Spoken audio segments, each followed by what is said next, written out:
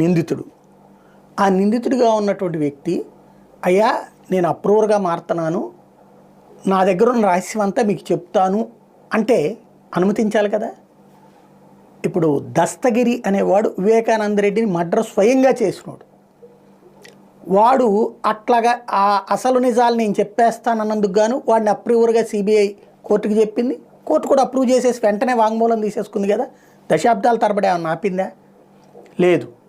కానీ విచిత్రం ఏంటంటే స్కిల్ డెవలప్మెంట్ కేసులో నిందితుడైనటువంటి వ్యక్తి ఈడీ ద్వారా అరెస్ట్ అయినటువంటి చంద్రకాంత్ షా, అయ్యా నాకు తెలీదు, నేను ఇందులో నిందితుడినే, నేను సో వాళ్ళు ఇన్వాయిస్లు రైట్ చేయమంటే చేసి ఇచ్చాను తప్పించి నాకేం సంబంధం లేదు అని చెప్తున్నాడు.